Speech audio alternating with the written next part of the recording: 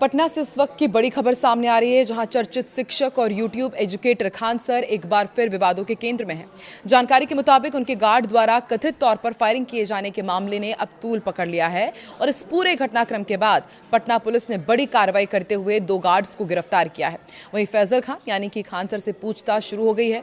सवाल ये कि क्या अब खान सर गिरफ्तार होंगे? दोनों बॉडीगार्ड्स ने गोली चलाने की बात कबूल कर ली है।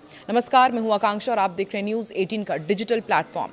चर्चित शिक्षक और यूट्यूब एजुकेटर खान सर एक बार फिर सुर्खियों में हैं। जानकारी के मुताबिक उनके बॉडीगार्ड से पटना पुलिस की ओर से पूछताछ की गई, जिसके बाद अब मामले ने नया मोड़ ले लिया है।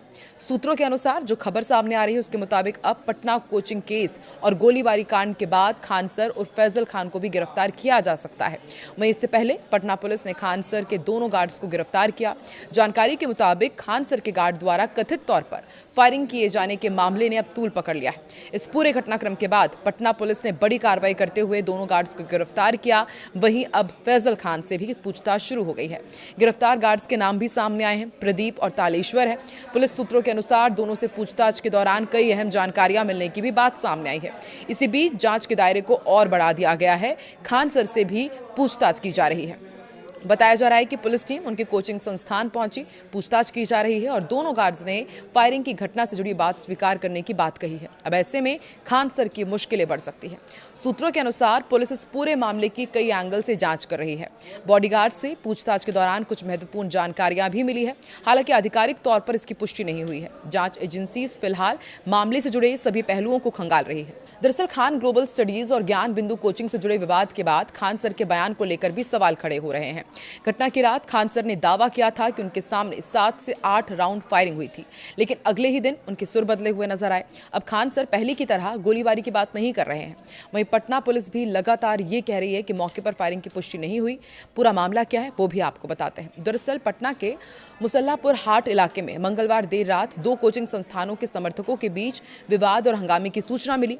घटना के दौरान पत्थरबाजी, तोड़फोड़ और सुरक्षा कर्मियों के साथ मारपीट की बात सामने आई। हालांकि पुलिस का कहना है कि अब तक की जांच में गोली चलने के कोई साक्ष्य नहीं मिले हैं।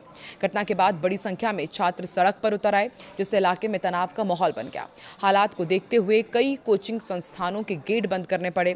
पुलिस बल की तैनाती हुई। घटना के तुरंत बाद खान सर ने मीडिया से बातचीत की और कहा कि उनके सामने 7-8 गोलियां चली थी।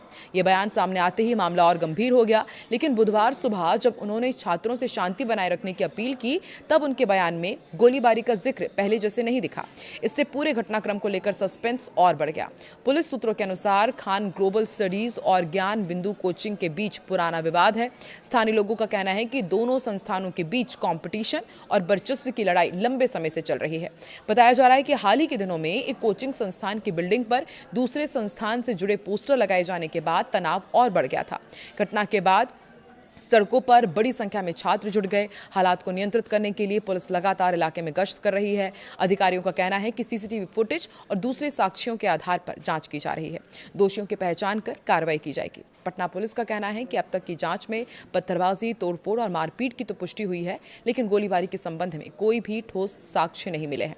पुलिस पूरे मामले की जांच कर रही है और जल्द ही विस्तृत रिपोर्ट सामने लाई जाएगी। फिलहाल कोचिंग हब पुलिस निगरानी में है और प्रशासन छात्रों से अफवाहों से बचने और शांति बनाए रखने की अपील कर रही है।